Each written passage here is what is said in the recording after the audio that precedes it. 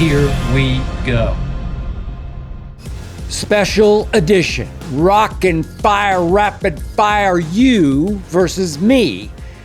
I'm about to respond to your opinions of my opinions about Cant-Man, about my 13-4 Cowboy prediction, about how Belichick hooking up with Jordan Hudson has been, to me, PR genius. I'll get to that. About how the Tush push should never, ever be banned. About how SGA MVP deserves more than one shared national TV commercial while Ant's got 1,000. What? And about how the Mavericks should not trade Cooper Flag for Giannis. That's going to be a hot one. And about how Caitlin Clark is actually a non-jumping Michael Jordan. Here we go. Your steaming hot questions, your rip skips, now brought to you by FanDuel, America's #1 sports book. So obviously, we have to start with what happened last night to the same old Knicks. I'm going to start with Brandon A., who's obviously a Pacers fan, who says to me, "Hey, Skip, was this not one of the best games we have ever seen? And it could not have been drawn up any better with the rivalry history." And at MSG, truly storybook, says Brandon. Hey, Brandon, congrats to your Pacers, but this is just me. To have an all-time great game, you need both teams playing all-time great. And that was an all-time choke job by the home team. I guess they're the home team. It seems like the visiting team at MSG is always the home team. But wait a minute. You're up 14 in your house with 2:50 left in the game, in game one of the Eastern Conference Finals. This was an all-time collapse by the no defense playing New York Knicks, who are the ultimate accident waiting to happen in all of sports, maybe in all of sports history. As I said in a video that I posted late last night after the game, for years, my man Stephen A. Smith ridiculed me about how my Dallas Cowboys were an accident waiting to happen. But you know what? Over the years, if you look hard at it, the Knicks have made my Cowboys look in the clutch Jordan-esque. All those years after years after years that Stephen A. was making fun of my Cowboys, I got to tell you, I think back in my memory to early First Take days, then all my days with Stephen A., we never even talked about the Knicks because they were irrelevant also-rans. I mean, at least the Cowboys won a Super Bowl, and I know it was a long time ago, but it was 1996. The Knicks haven't won a championship since 1973. To me, when it comes to Stephen A. rooting for the Knicks, he might as well be Stephen A. Myth, like M-Y-T-H myth. The Knicks are an M-Y-T-H myth. They play in the Mecca of basketball. They represent New York City, baby. Yet, the truth is, they're known mostly for losing, pathetically. Their current coach, Thibodeau, is known for teaching defense. Teaching defense. But what defense? Wait, they failed to lock in on Aaron Nesmith, by the way, from Vanderbilt University, my alma mater, as Aaron Nesmith scored 20 points in the fourth quarter, but more important, he scored 17 in a 3-minute stretch that was actually the final 3:15-ish of the game. 17 on 4 threes in the final 3 minutes. I mean, that was Reggie-esque, right? My man Nesmith made 8 of 9 threes for the game. And in overtime, the Knicks, did you watch this? The Knicks defense just got shredded for layups and dunks, a couple of dunks and a couple of layups in overtime. Obviously, the Knicks missed 2 key free throws late in regulation, Anunoby and Cat. And then at the end of the game, Cat and Jalen Brunson, I think they were air balls. I haven't had time to go back and actually look closely at it, but I think they both shot air ball threes late in overtime. What? The accident waiting to happen happened last night at the Mecca. And seriously, people say, well, the Knicks ran out of gas. Okay, because Thibodeau doesn't play enough players. Well, he did, at least he played Miles McBride, what did he play, 20-some minutes, 25 minutes, I think, and Mitchell Robinson played 21 minutes, so he played 2 more, and then Campaign at least gave Jalen Brunson a little bit of a break, played 10 minutes, so the Knicks had 3 of 5 starters play in the 40s, but it was with overtime. The Pacers had 2 of their 5 play 40-plus minutes because of overtime, and Nesmith played 43 and guarded Jalen Brunson and still had enough legs left to make those 4 late threes. My God, I don't see that as an excuse. I saw the Knicks score, or actually match, in the first half. Their playoff half record for scoring was 69 points. And the last time they did that was against the Pacers last year. Neither of these teams play any defense. That's why the Thunder would wipe both of them out. But I'll give you this. The Pacers, they are the comeback kings of these playoffs. But they just took advantage of this all-time choke job. Let's be real about this. Tyrese Halliburton's final shot in regulation had no business going in. It wasn't clutch. It was back iron. At least it was online. Hit back iron. He shoots it so high, shoots it high as Lou Dort does for the Thunder. But what a sky-high lucky bounce off the back iron. It bounded up like 20 feet above the backboard. What are the odds it stays on course and goes through the hoop? I don't know. I'd give it about a 5% off the back iron, bouncing that way. Well, obviously the Knicks were then lucky that Halliburton's toe was on the line, a la Kevin Durant, see Brooklyn. So it was a 2 instead of a 3 as Halliburton prematurely gave the Reggie Miller Memorial choke sign to all of MSG, which it deserved. Yet, as you know, he was actually prematurely correct. Even though the game was now going to overtime, the Knicks just kept choking. They actually choked more in overtime than they did in the last 3 minutes, 2:50, as they blew the 14-point lead. So to me, that was only an all-time great game. If you were a Pacers fan, it would be all-time, all-time. This wasn't exactly 2 teams trading play after great play. This was the Knicks turning back into the same old sorry losers. Stephen A. Myth's team. MYTHS team. This is from K. Joseph. Hey, Skip, where does this rank amongst the crazier playoff games you've ever witnessed? I've witnessed a bunch. Again, I started covering the NBA out here in Los Angeles, where I am now sitting, covering Kareem's Lakers back in 1976. Yet, the craziest finish to a game of magnitude that I ever witnessed, I was there in Miami, was Game 6. You know what I'm talking about, 2013 NBA Finals, again, in Miami.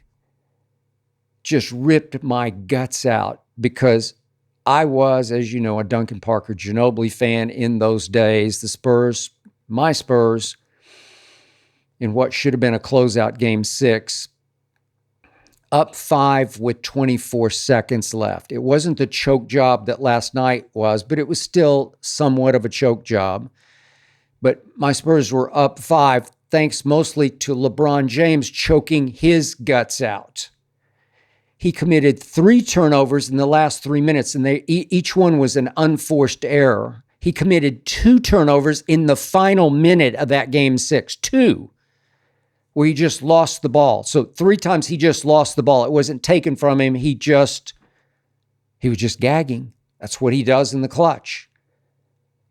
But my man Kawhi, who was a baby at that point, missed the first of 2 free throws. And then Ginobili, it actually went the other way around. Ginobili missed a free throw, and then Kawhi missed a free throw. And then I give LeBron this. He did hit 1 big 3. But then, as you well know, he wound up LeBricking the tying 3 with a few seconds left.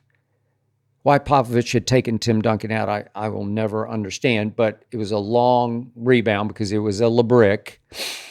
Chris Bosh was able to track it down and kick it right on cue in one motion to Ray Allen in the corner, and somehow Ray Allen got his feet behind the line. He had to glance down to make sure. Halliburton didn't last night, but Ray Allen did. And Ray Allen hit the greatest clutch shot I have ever seen from the corner to send the game into overtime. And in that overtime, my man Manu did commit 2 turnovers in the final minute. And that man, Ray Allen, clinched it with 2 free throws, 2 late free throws. Ray Allen saved LeBron James from being 3-7 in NBA Finals. 3-7 thanks to Ray freaking Allen. That was the craziest I ever witnessed, as many of the Heat fans had already escaped into the night because they thought the game was over. Okay, here we go again. This is, well, I'll tell you who it's from in just a second, but here's the question. Skip, you claim Jordan is better than LeBron, but Jordan did nothing without Scottie. Never saw an Eastern Conference final, never won a chip. So my question is, why do you keep holding on to an old man who can't go left? What? Is this seriously a real question or just some lame attempt to set me off? Because it's working. This is from somebody calling himself or herself 1K. I don't know. 1 kilogram of brains. I don't know. No location provided from this questioner. And my reaction is a response I actually coined back in my early First Take days. This question is ASA 9, ASA 10, ASA 11, ASA 12, ASA 23 in honor of the original 23, the GOAT, as opposed to the phony GOAT, you know who. And by the way, speaking of you know who, when it comes to playoffs with the Lakers, I know he had the one bubblicious Mickey Mouse championship in Orlando in the bubble, but LeBron hasn't been the GOAT. He's mostly, as a Laker in the playoffs, been the ghost, as in G-H-O-S-T, ghost. He's lost his last 3 playoff series as a Laker, and in those last 3 series with LeBron leading them, the Lakers are 2-12 in their last 3 playoff series. Ugly. So the idea that Jordan was nothing without Pippen, trust me on this, it's preposterous, it's ludicrous, it's laughably absurd, it's just plain dumb. So this question must have come from one of LeBrick's billions of blind witnesses out there. Billions. You know, if Pippen had won even 1 Finals MVP, you'd have me. But Jordan went 6 for 6. If Pippen had gone on at age 32 after Michael walked into the sunset, if Pippen had gone on to superstar in Houston, Portland, lead them to the finals, okay, I'm listening, but he did not. He got exposed as nothing but a good Robin. Jordan, without Pippen, kept running into and scaring the hell out of one of the greatest teams ever, and a lot of people think it was the greatest team ever. It was Larry Bird's Celtics, Bird, Parrish, McHale, Dennis Johnson, Danny Ainge. I could go on. The Celtics knocked him out twice before Pippen arrived. And if you go all the way back to Michael's rookie year, he did carry a team featuring Orlando Woolridge and Quentin Daly all the way to the playoffs. That's all you need to know. That was a sign of things to come. And one other thing, the Jordan who couldn't go left, where did that come from? Somehow won 10 scoring titles to LeBron's 1? And not once did Michael Jordan ever melt down the way the frozen one often has in the playoffs. Okay, so I give you this. You did push my button. You sent me right over the edge. And I'm sure you're laughing your ass off at me right now, you blind witnesses. You got me. I got to calm down. Quick reminder that if you're thinking about betting a few bucks, the only place to start is FanDuel. It's America's #1 sports book. It's the Cowboys, Lakers, Yankees all rolled into one. The place to be, the dominant franchise. FanDuel is the place to find all the best player props. Get the latest stats right inside the app and see who's heating up, who's consistently hitting the over, who's flirting with triple doubles. Once the game starts, it can really get interesting when you can combine live prop bets into a same game parlay and a chance to win big. Why not give FanDuel a shot today? You'll get started with $200 in bonus bets if your first $5 bet wins. So I went with both my Thunder and the Knicks to cover in their home game ones, and I was way right about OKC. But my man Aaron Nesmith from Vanderbilt just shot holes right in my pick last night. I went the right way. The Knicks obviously should have covered, but man, I was up 14 with 250 left, and the Knicks favored by 4.5. Come on, man. So I doubt the Timberwolves tonight will miss another 36 threes as they did in game one. So I'll say they keep it within 7.5 tonight, but the Thunder win a close game. But, man, I just don't think the Knicks, favored by 6 tomorrow night, can pick themselves back up off the canvas in time for tomorrow night's game 2. Please give me the Pacers +6. I'll run with that. Why not try FanDuel right now? Just go to FanDuel.com/skip. My first name, /skip. That's FanDuel.com/skip. And please remember, FanDuel is the official sports betting partner of the NBA. This is at CodyJump8142. You're really trying to give ants some ammunition, aren't you? Why would you poke the bear? Starting to think you want us, parentheses, OKC, to lose. I'm one of us. I was born and raised in OKC. I spent my first 18 years in OKC. Grew up on 43rd Street in OKC. I'm sorry. I've been saying this about Anthony Edwards for 2 years. This is not a new theme of mine. Overhyped, overrated, gotta show me. I know he's still just a baby. What is he, still 23? All I hear is young Jordan. I hear Kobe comparisons. I see him in every other television commercial. It's unbelievable. He was obviously on our Olympic team, even though he didn't contribute a lot to our Olympic team. But they did bless him by keeping him on the team. He's got next. And I can't get it out of my head that in those 5 games against Dallas last year, they were out in 5 conference finals.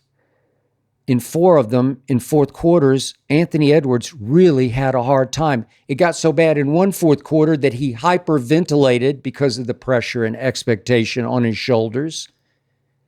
And he had to go up the tunnel and get oxygen. Can you imagine Michael Jordan ever needing oxygen during a fourth quarter? His opponents always needed oxygen, never Michael. And then this year, game one, they lose at home to Golden State, previous round. And Anthony Edwards got called out by his coach, Chris Finch, for a lack of energy and effort in game one at home. Really? They lost games 1 and 2 to Dallas last year in the conference finals. I don't know, man. Now Anthony Edwards has been fined $50,000 for using a curse word. I'm going to say it just so you get it. But after the game one loss the other night in my hometown, Anthony Edwards said, I only took 13 fucking shots. Said it to the media. Kaboom, $50,000 because you can't go F word in a big media session that's on live in many markets, many ways. So that brings his total of fines just for this year to $430,000. A year ago, Anthony Edwards said, I don't want to be the face of the league. He is crumbling under the pressure and expectation that the world is putting on the kid's shoulders because he's not made of that stuff. He's not that guy. He's not the next Jordan. He's not the next Kobe.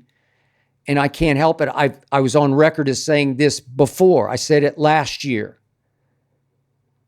Even against the Lakers, they blew them away in 5 games. Gentlemen swept them. But Ant-Man, I said, in at least 2 of those games, turned Can't-Man. Can't-Man. And I predicted that SGA would outplay Can't-Man in this series because he did so. If you look at each of the 4 games they played this year in the regular season, SGA outplayed him all 4 times. Go look at the numbers, all 4 times. And in the final game they played, it was at Oklahoma City on a weird back-to-back where they'd played in Minnesota the night before, and SGA had completely outplayed Ant-Man. Then they had to fly to Oklahoma City and play the next night, weird back-to-back, and the Thunder were up 24 early in the fourth quarter. Can't-Man had played 3 minutes of that quarter, and Finch just said, I've seen enough. And he pulled several starters, including Can't-Man. And in came Terrence Shannon. The rookies came in. Dillingham, Terrence Shannon, and went on a miraculous run against my Thunder, who did take their foot off the gas. Forced overtime and won it in overtime. Anthony Edwards did get reinserted, but only halfway through overtime. So he didn't even start overtime, which is weird. You could just tell Finch just didn't like his energy, just didn't like his commitment to playing hard on that night. That's weird. For the next Jordan, the next Kobe, really? They never got yanked like that. Huh? And yet he did have a block of SG at the end of the game that helped save the game. But man, I'm not seeing the intangibles, the it factor. I'm just not. Even though, here's another response from Ashton Y.A.J. Demon, who admits he's a Laker fan. And he says, this series will tell if Ant-Man is the face, the man, it. Ant-Man, the most talented player on the court, more than SGA.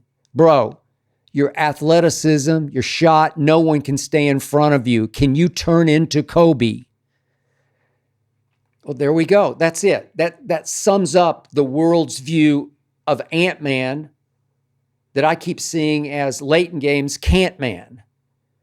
Will he shut my mouth tonight? He might.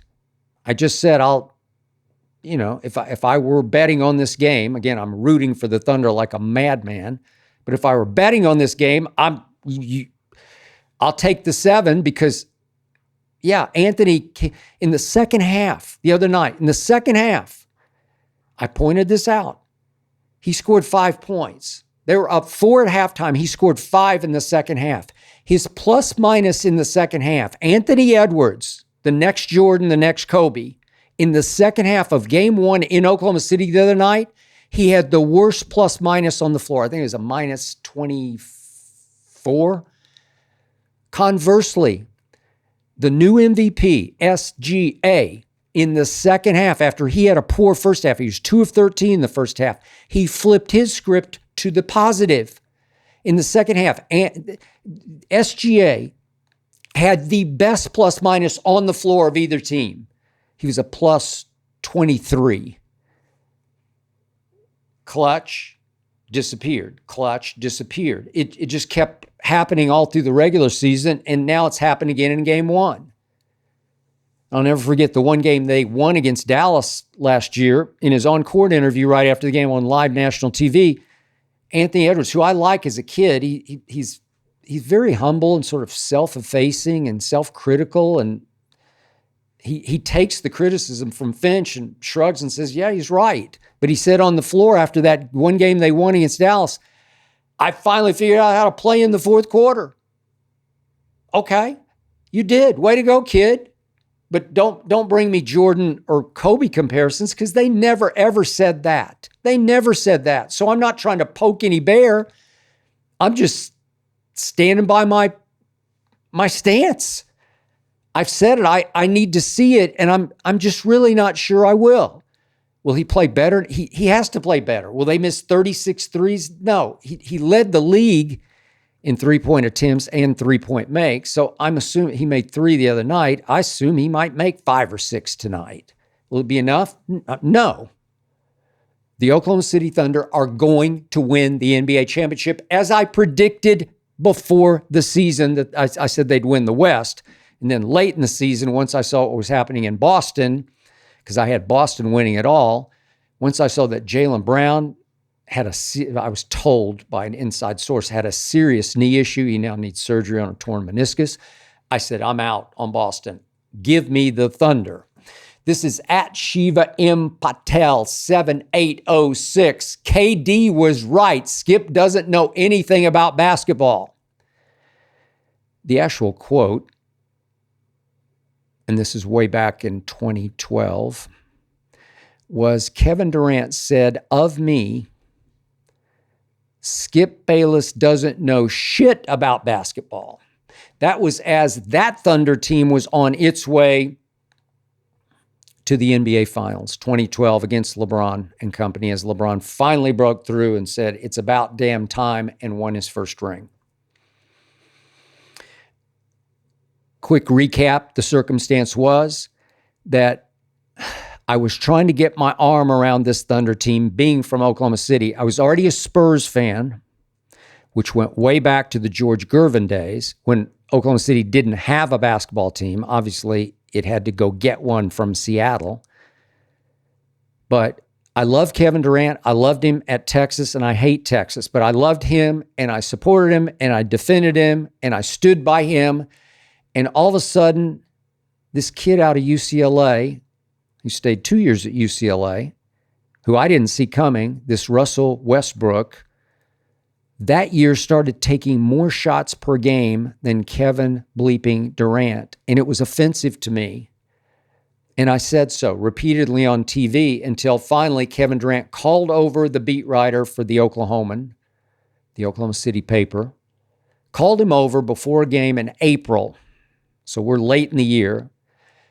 And told him that I was all wrong and that I didn't know shit about basketball. And I was shell-shocked, dumbfounded, blindsided. I said, what?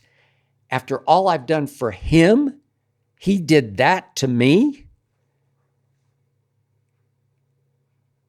I was right. And ultimately, Kevin Durant left behind Russell Westbrook. Obviously, it was, 3 years later. But he left him behind, and a source very close to Kevin told me that the bottom line reason for him leaving and joining forces with Golden State, Steph, Clay, Draymond, Steve Kerr, was because he decided he would never win a championship with Russell Westbrook as his primary decision-making point guard. Russ dribbled it up every time and got to decide, your turn, my turn. Mostly it was my turn, as in Russ's turn. And little known fact, in that 5-game finals loss that 2012 year to Miami, Russell Westbrook, who I started calling Westbrook and Brick in 2012, he went 3 of 22 from three. 3 of 22. Just to double down on this, I have publicly now dared Kevin Durant to come on this show. I'll meet him on any show, whatever show he wants to go to. And let's talk it out. Let's see if I know shit about basketball or shit about Kevin's career. Let's do it. I'm game. I tried. I went to 2 people in his sort of inner circle and never heard a word back. It's been a couple of months. As Kai Molino 91 says, Kevin, why you scared? Grown man scared to talk to another grown man? Good point. Good question. This is from @WiseTomato. You only supported KD to spite LeBron. Stop it. Well, I saw KD coming. I predicted when he was at Texas he was going to win multiple scoring titles. He did win an MVP. And he won 2 finals MVPs because he went to LeBron's house back-to-back years, first 2 years with Golden State. And he took over 2 game 3s in the Kings, I put quotes around that, the Kings' house, back-to-back years. Remember that 3 that he shot right in LeBron's grill and made in the first game 3, the first year with Golden State? Man, Kevin Durant really impressed me. I didn't think he could quite measure up to the pressure on him as the entire NBA world waited for him to fall on his face in Golden State. I supported him going to Golden State. I did. I defended him. I said, hey, he's entering year 10. He's not going to win with Westbrook. Why not maximize your chances to go win a ring? And twice he won a ring, and it was ultimately mostly because of him that those Golden State teams beat LeBron. They had just lost to LeBron, blown the 3-1 lead the year before. That's why they flew across country on July the 3rd to recruit him on July the 4th to sign with him. Remember that bombshell dropped? Oh, say can you see by the dawn's early light. This is @Joel S4W8X. Come on, man. That Thunder team with KD is the most talented team in the history of basketball. There has never been a team with 3 MVP level players on it, and there never will be again. They also had Ibaka, who was an excellent player in his own right, and he went on to win a championship in Toronto. Had they not foolishly traded Harden, they would have won at least 3 championships and maybe even more. The Warriors never would have happened. Deep breath. That team that I could not get my arms around, representing my hometown, would have never, ever won a championship. And by the way, just to defend Oklahoma City management ownership, they did offer James a contract. He said he didn't have time to consider it. I don't know what happened. Maybe they lowballed him. But ultimately, they did trade him away to Houston. And he did win an MVP in 2018 in Houston. And obviously, Russ won an MVP in 2017 without KD in Oklahoma City. And obviously, KD had already won an MVP in 2014, going 50, 40, 90 in Oklahoma City with Russ. Okay, I get all that. All 3 of those players I found unlovable and flawed, and I was correct about all 3 of them. As great as Kevin is, he has no leadership intangibles whatsoever. See current Phoenix. Heck, see what happened in Brooklyn for that matter. We did have the toe on the line shot. But Kevin needed to go to Golden State because he needed the comfort zone of leadership that was provided, the framework of leadership that was provided by Steve Kerr and Steph Curry especially, and to some degrees Draymond and Clay. To some degrees, the culture was already set in concrete in Golden State, and Kevin was able to step into that new comfort zone and just be Kevin. And that's exactly what they needed, because they weren't going to beat LeBron without Kevin. Kevin out LeBron in back-to-back finals. But he needed leadership around him. They might have done it 3 times if he hadn't pulled his calf, then torn his Achilles, obviously against Toronto. But the other 2 are losers. I'm sorry, they just are. Russell Westbrook became the worst shooting point guard in the history of the league from 3. The worst shooting from 3 ever. He's a point guard, and he's an absolute liability as a 3-point shooter. And he has the worst hands of any point guard I've ever seen on the high school level. I'm not exaggerating. Worst hands ever. Wild hands. Led the league in turnovers 4 times, second in league NBA turnovers 4 times. 4 times first, 4 times second. What? Liability. You saw what happened the other night, the other day in Game 7. I mean, Denver was up 11 when he stepped on the floor late in the first quarter, and you know what happened? They got blown off the floor. He had the 4th worst plus minus, a minus 34 since the stat was kept in playoff games. That's Russell Westbrook. I could not believe that Joker wanted him. If Joker had called LeBron and AD, who wanted him badly, remember ahead of that season, 4 seasons back? And then they badly wanted to get him out of LA when he shot 29% from 3. The worst 3-point shooting in the league that year was Russell Westbrook's 29.4%. James Harden, has he not led the league in playoff disasters, in no-shows, in flameouts? He's lost 4 Game 7s with 4 different teams. He's 2-11 in his last 13 closeout games. He's had one disaster after another in big playoff games. Loser intangibles. Russ has loser intangibles.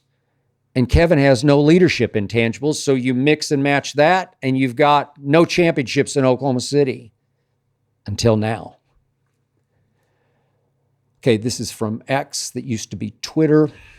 This is at LOBLAW, Boblaw, okay? Skip, please stop being an OKC fan. You're making it difficult for me to root for them. Okay, again, I'm from there. I can't help it. I tried hard to love the 2012 team, and I just told you why I couldn't. I have loved this team for 2 years and made it very clear why I love them, because they're all for one and one for all. They have as high a group of team intangibles as I have ever seen. You can say cliche city, mamsy-pamsy, high schoolish, college-ish. I call them the Oklahoma City University Thunder because they play like a college team plays. But they do love each other. I think it's legit that they love being around each other and dominating together. Truly love that. And it's truly inspirational for me and refreshing for me. And I can't help it. I picked them before the year to win the West. They won the West by a record 16 games. They put up numbers statistically that are unmatched in NBA history as a team. And now their best player and their leader with high leadership intangibles, SGA, is the MVP, as he should have been, because he was the best offensive player leading the league in scoring and the best defensive player leading in individual defensive win shares. I don't know. What do you want from me? I'm rooting for them because I love them and I'm from there. I think I qualify, even though I will say this, just for the record, I'll open my heart. I do have some friends in Oklahoma City who still treat me like an outsider, like I don't belong there because I left so long ago. I went away to Vanderbilt, won a scholarship there called the Grantland Rice Scholarship. And so I said, I'm out. I escaped. I had a horrible home life growing up. And as soon as I won that scholarship late in my senior year of high school at Northwest Classen, I said, I'm out. I'm not going to look back. And I didn't. And yet I have some friends who treat me like, well, you're not a part of this because you don't live here. You live in LA, and I've lived in New York, and I've lived in San Francisco, and I lived in Chicago, and I obviously have lived in Dallas. But my heart remains in Oklahoma City. I mean, as soon as I touch down in Oklahoma City, when I visit once a year, I always feel like I'm home. I feel like I'm back in God's country, and that is the God's truth. This is from Instagram, from @Tracks25. First it was the Spurs, now it's the Thunder. How long until you're rooting for a new team? Okay, you're just hammering on me, beating on my psyche. Yeah, I did love the Spurs before there were Thunder. And growing up in Oklahoma City, I could not have fathomed we would ever have an NBA team in Oklahoma City, Oklahoma. I mean, we had minor league hockey when I was growing up, period, end of story. We had one pro team, the University of Oklahoma football. That was our pro team. And now the Thunder are starting to eclipse the Oklahoma Sooners football team in popularity in Oklahoma City. I couldn't have ever seen that coming. But I did love the Spurs because I love George Iceman Gervin. Finger rolls. The Iceman. The Iceman cometh. Man. My early Dallas days, I went down to San Antonio and covered NBA games when I was first a columnist at the Dallas Morning News in 78, late 78. Yeah, I liked the Spurs, and then I fell in love with Duncan Parker Ginobili, not Popovich, but those three and everybody else around them. And then I tried to get my arms around the 2012 Thunder, and then that happened. So, no, I'm not going to switch because the Thunder are here to stay. They got so many draft picks stockpiled. They're going to be a force and a factor. They could be a dynasty. They could be a dynasty. They could win 4 or 5 championships in the next 10 years. I think I'm going to stick with the Thunder. This is Paul from, speaking of Dallas, Texas. How many games into the Cowboys season will you give up on your 13-4 prediction? Okay, you got me. I did say on one glance, I took the schedule. I was actually on my phone. I took my phone. I was lifting weights here in my house, Los Angeles, the night the schedules dropped. And I called it up on my phone, and I started glancing down it, and I said, okay. Well, yeah, okay. And I totaled up 13-4. And I thought, what am I doing? I know where the problems are. I know we have a first-year head coach who's 51 years of age. His father was a great head coach, at least a highly respected head coach. Didn't ever win anything big, but Brian Schottenheimer, son of Marty Schottenheimer, I get it. He'd never been a head coach, never even been offered a job that I'm aware of until now. So he becomes just another Jerry puppet, it feels like, somebody Jerry can control. I'm not a Dak fan. I'll get to that in just a moment. But I'm starting to like what I'm feeling about this team, gut feeling about this team. And I told you last year, I said they're going to go 8-9. Obviously, Dak got hurt, 7-10.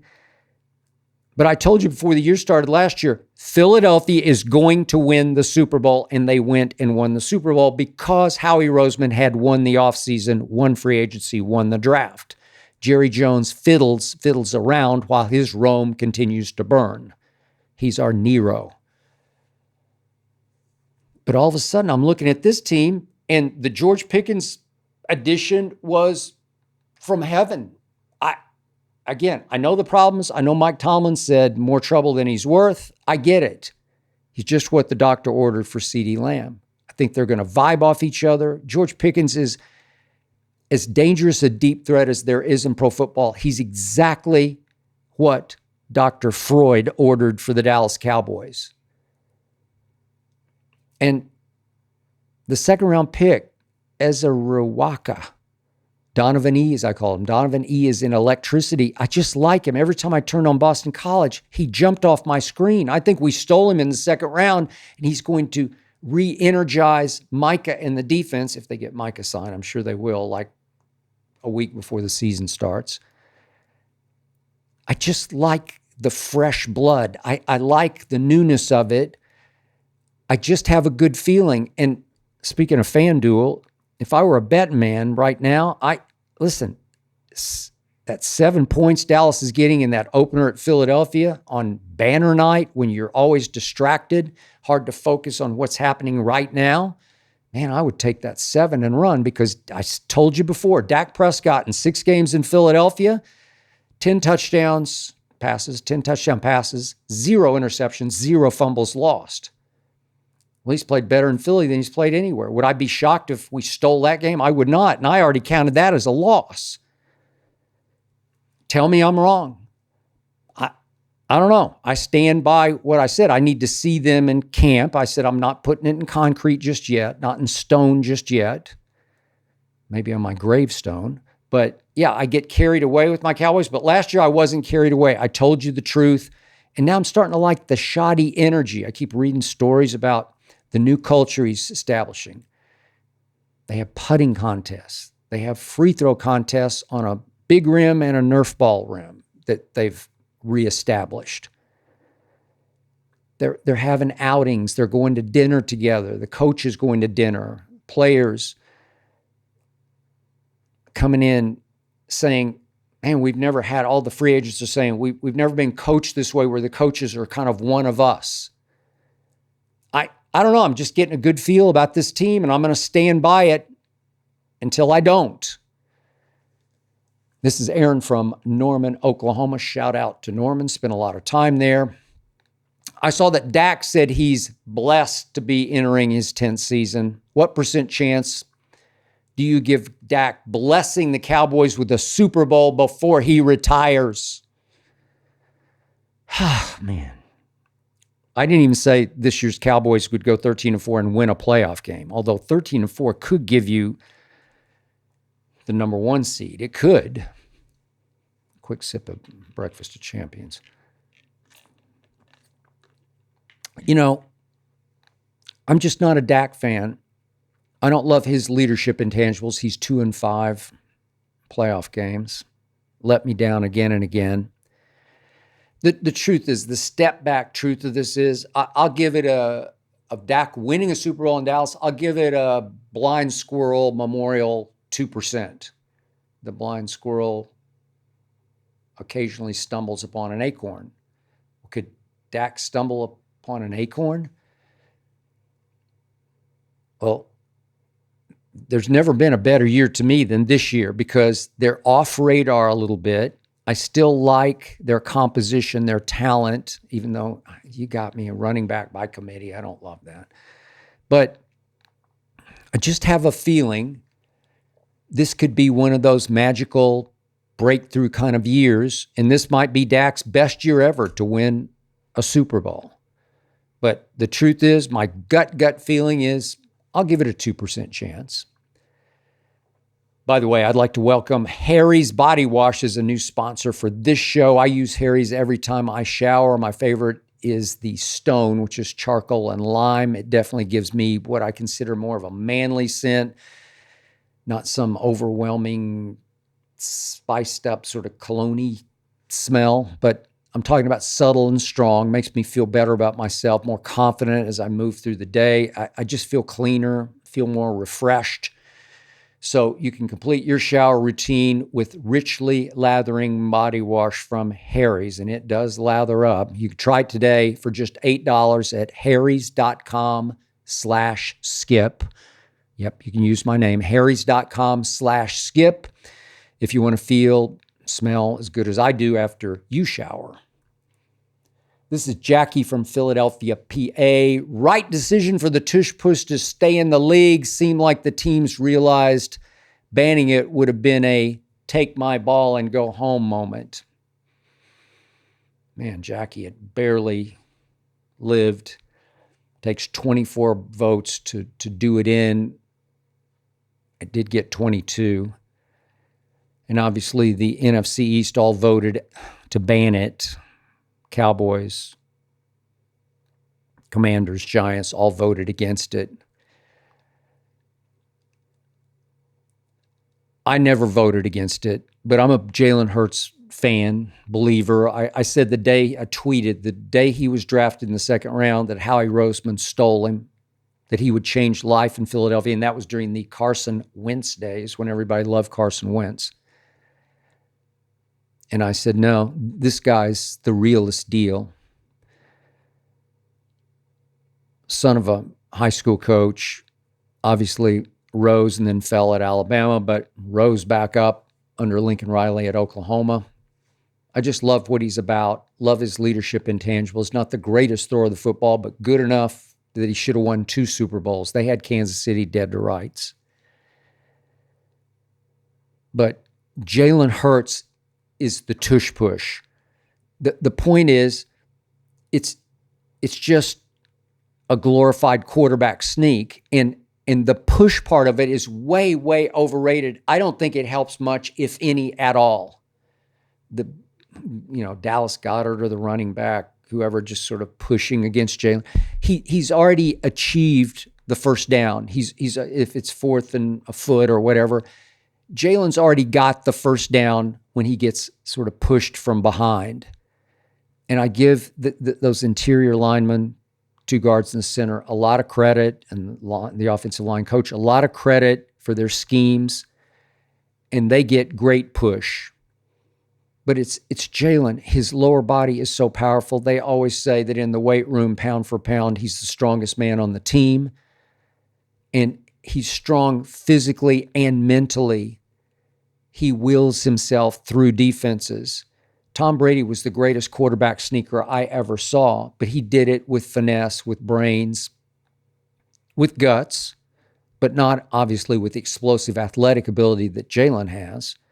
But Tom Brady was virtually unstoppable on quarterback sneaks. This is a whole new way to do it. This is a power sneak, and that was a brain sneak.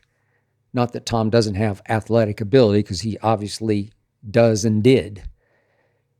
But in this case, you can't legislate Jalen Hurts out of football. You can't penalize Jalen Hurts for being great at what he does. This is a Jalen Hurts play. Others have tried it. Others have failed. And then Lurie, the Philly owner, he thought he'd lost. It sounded like it was going to get voted out. So they said he gave an hour-long speech before the vote was taken, and kind of went off the deep end at the end of his speech, and somehow compared the creation of this play to a teenager's wet dream, having a wet dream as a teenager. What? That's just craziness. No, I don't think that's right. I don't think that's what it would feel like to create a play that nobody could stop.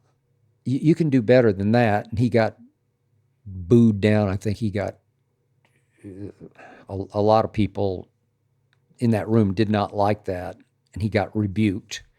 But the point is, I guess Jason Kelsey spoke. Maybe he did just enough to save it. But the point is, I've seen it from the start for what it is. It's not a revolutionary play. It's just a new version of the old quarterback sneak, and it's being snuck by the greatest sneaker ever, Jalen Hurts. It's as simple as that. You cannot penalize Jalen. You can't legislate his greatness out of pro football. And fortunately for now, it lives. This is Peyton from Charlotte, North Carolina. What % chance do you give Belichick never coaching a single game at Carolina? Never coaching a single game at Carolina? Really? Okay, Bill Belichick. I think he's pulled a fast one on all of you out there and a lot of people in the media. This is just me, but I've sat back and chuckled at this whole thing, because if Bill Belichick, before he got started at Carolina, had gone to a Madison Avenue or New York PR guru, a crisis manager, to come up with a PR scheme to launch himself at Carolina, I think somebody was suggested A. Jordan Hudson. What is she, 24? A 24-year-old girlfriend for, what is he, 73? The point of all this is that everybody is talking about Bill Belichick in North Carolina, which is exactly what he needed to recruit at North Carolina. You say, yeah, but it's bad publicity. It's embarrassing publicity. Any publicity is good publicity in the long run, especially when you're a Bill Belichick who got exposed in his last 4 years without Brady in New England. He played one playoff game. It was at Buffalo. They lost 47-17, and his vaunted defense, Belichick's vaunted defense in that game, never forced Josh Allen's offense to punt or give up the ball one time. Not one time. Not once. It was the immaculate game, the perfect game. 47-17. He got exposed. If you look at his whole head coaching record without Brady, if you include Cleveland and pre-Brady in New England, what is he, 12 games under 500? Exposed. Way overrated. Way overrated. So now he's one last hurrah trying to show that he can coach college football, but in college football, you have to go recruit the players. You can't draft them. You have to go talk them into it, 17 and 18, coming to Carolina, or 19 and 20 through the portal, coming to Carolina. Kids who live on their phones just want to go where it's happening, where it's hot, where it's the place to be. Oh, everybody's talking about Belichick in Carolina. God, we want to be part of that. I think it's PR genius. It's been one incident after another, and it is just runaway publicity. I saw a story the other day talking about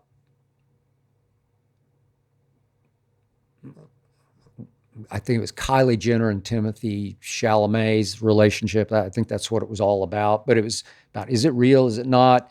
And the final quote was from some PR genius in New York who said, the point here is everyone's talking about it, which is the point. Well, that's the same thing with Belichick. He's a scoundrel. I think he was behind Deflategate. He was definitely the culprit in Spygate. And I think he knew right away, this is the way to go. This is the way to fly. And I'm sure he's having fun with Jordan Hudson, but all this soap opera that New England was famous for avoiding, blocking out, he needs it at Carolina because he's on his last legs in his last hurrah at Carolina. This is Jesse from Iowa City, Iowa. Could Caitlin Clark become the Michael Jordan of the WNBA? Okay, at face value, at a glance, this question is laughable, but it's not. So I'm obviously old enough that I was right in the middle of Michael Jordan's rookie year with the Chicago Bulls. I didn't quite see him coming at Carolina, even though as a true freshman, he had hit the shot that won the national championship game over Georgetown. I was there, press row, front row in New Orleans, 1982. So 1984 comes around, Michael's rookie year. He stayed 2 more years at Carolina. The old joke was only one man could ever stop Michael Jordan. That was Dean Smith, who coached him at Carolina. I don't know why he didn't get to do more, but he didn't. And they didn't win anymore because of that. But his rookie year, he became the show of shows. And every town he went to would go crazy for him. And that exactly got duplicated last year by Caitlin Clark. Everywhere she went, people went bonkers for Caitlin Clark. Well, why was that? She can't jump. She's athletic, but she's not explosively athletic the way Michael Jordan was the most explosively athletic player I've ever seen. And I know about all the greats and Kobe's and Dominique's and all, but no, there is never anything like Michael Jeffrey Jordan as explosive athletically, spectacularly explosive athletically. He was rare air. He was Air Jordan. especially in his first 10 or so years in the league. And yet, what is it about Caitlin Clark? She's got it. She's got swagger. She's got, if you will, balls. She's tough. She's shrewd. She's not a good passer. She's all-time great. She makes 4 or 5 passes a game that I sit back and say, I didn't see that at Iowa. And she makes logo threes, and she makes them beautifully. She jump shoots the way Steph does from the logo, where she's not feet on the floor pushing set shots. She goes up, holds it, and flicks the wrist, and has incredibly underrated strength to shoot the ball effortlessly from the logo on a jump shot. Go try it. Ain't easy. She can do that. She opened this season with the triple-double last Saturday. She was spectacular, as once again, she and the Fever dominated Angel Reese's Chicago Sky. And then game 2 at home against Atlanta, she put up big numbers again, and it went to the end, 7 seconds left, and suddenly the new coach, Stephanie White, had Caitlin inbounds the ball. She had to lob a high pass into the post. 2 shots were taken, neither made. And I'm like, I immediately tweeted, Caitlin Clark has to take the last shot. So Stephanie White, coaching Caitlin Clark, is already on the hot seat after 2 games, to me. I'm sure to a lot of people who love Caitlin Clark. But my point is, she's just got all-time it factor. She's doing things on a nightly basis where you sit back and say, oh, I'm not sure I've seen that and that and that. She's selling them out like crazy. She's forcing when she goes on the road, she's forcing the home team to play in a bigger arena because they're going to have a big payday. You can play the biggest arena with her and she'll sell it out. That's Jordan-esque. So in impact, she's already having Michael Jordan impact on the league, the way Jordan had it, even though there was already Magic and Bird and on and on and on. There wasn't a Jordan, and there hasn't been a Caitlin. And I keep saying this, but the WNBA, man, should all those stars, and you can argue some are more talented than she is, but they don't have her impact. But they should all get down on their knees every night before they go to bed and thank God for Caitlin Clark. She's going to make all of them a whole lot more money. This is Lawrence from Toronto, California. Do you think SGA could ever become the face of the league? Well, speaking of Toronto, he is Canadian.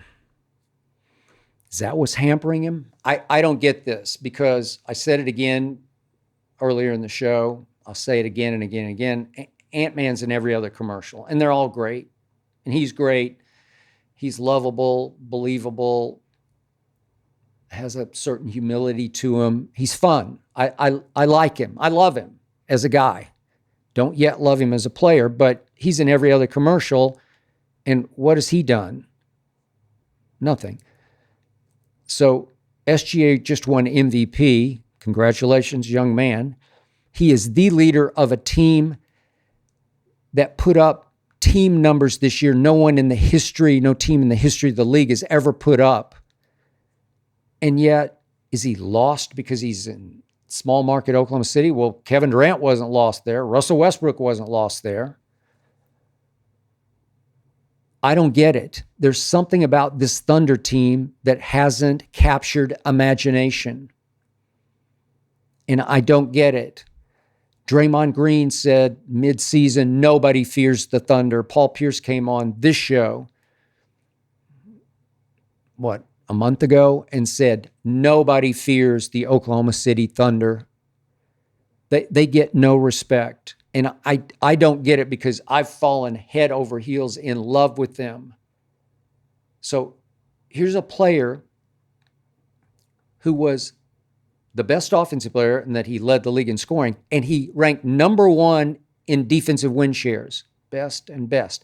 And he was the leader of the best team the team Las Vegas favors to win it all. And yet, it felt like it went to the wire between him and Joker for MVP. I'm sure a lot of people today are saying, well, Joker deserved it. No, he didn't deserve it. And Shai Gilgeous-Alexander deserves so much more respect than he's getting in little tiny Oklahoma City, my hometown. But this team deserves so much more respect than it gets. It's not a three-point shooting juggernaut. It smokes you with pot. I keep saying that, but that's what it does. It doesn't smoke pot, but it smokes you with pot, which is points off turnovers. It plays hellacious. It's the best defensive team by far. They get up in you. They deflect. They steal. They run. They run you off the floor. Points off turnovers. Is that sexy? Is that hot? Nobody wants to see him in the finals. I'm sure the NBA doesn't want to see him in the finals. The NBA desperately needs the Knicks and Anthony Edwards. And that's what they're rooting like crazy for behind closed doors. So can SGA be the face of the league? I mean, right now he's only the face of Oklahoma City, Oklahoma. And that ain't enough. Okay, let's go back to YouTube to Sean Steele 4968. Here we go. Yeah, this is why. SGA, a player constantly laying on the floor and looking at the ref, should be viewed the same as Luka when it comes to whining. Let's do one more here. This is at F.Martinez-Z. SGA, another LeBron, flopping all over the court and getting bailed out. The hate has started. So all SGA did during the regular season was shoot more shots at the rim than any other player in the league. He gets to the rim better than any other player in the league. And while he doesn't complain nearly as much as Luka does, Luka complains about every call or non-call, just every call. He turns histrionically, melodramatically to the referee and gives it a, what? I'm Luka Doncic. You can't do that to me. I'm never wrong. I'm never wrong. I'm Luka. You're not Luka. You're just some guy in a striped shirt. You didn't call he fouled me. Then you look at the replay, there's no contact. What? Look, everybody complains. In fact, I'm watching Knicks Pacers last night, and every call, whoever doesn't get the call, one way or the other, whoever's on the wrong end of the call, just immediately turns to the referee and says, what? Or they do this to they turn to the call. Review, challenge. I know. And sometimes they're wrong, sometimes they're right. But the point is, they all complain. It's the way business is done in the NBA. And yeah, he gets knocked down a lot, but he doesn't flop. He just gets knocked down. He's kind of willowy, but he plays willowy strong. And nobody can, he's early Harden-esque in that he can just slither through the lane with the strongest hands, the strongest handle. He dribbles into traffic, and I think, oh no, he's going to lose the basketball because somebody's going to knock it out of his hands. And he just powers up through, and then they have no choice but to knock him down. He falls a lot. I sometimes do this because he falls a lot.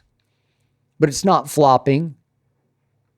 He deserves those calls. He has earned those calls, and he's earned way more attention than he gets commercially, because right here, right now, maybe I'm missing one, but I see him in one ad that's been 2 years now for AT&T, and he shares the stage with two teammates. He shares the stage with Chet and Jalen Williams. We've got the new one. The last year they sang to Christina, and then this year they all three showed up on the red carpet or wherever it is, dressed the same. He's SGA. He's the MVP. He deserves a solo commercial or 5. Quick thought here. Square keeps up so you don't have to slow down. Get everything you need to run and grow your business without any long-term commitments. Why wait? Right now, you can get up to $200 off Square hardware at square.com/go/skip. That's SQUARE.com/GO/SKIP. Run your business smarter with Square. And by the way, we're surrounded out here in our Century City neighborhood in West LA by establishments that use Square. We got the Blue Bottle Cafe and La Colombe in Century City Mall, which is just a couple of blocks from us. They use Square. So does Clark Street in Brentwood, which I drive by on the way to my golf course. That's square.com/go/skip. Jeff from Milwaukee, Wisconsin. Should the Mavs trade Flag for Giannis? That's a very intriguing and enticing question. So Giannis will turn 31 in December.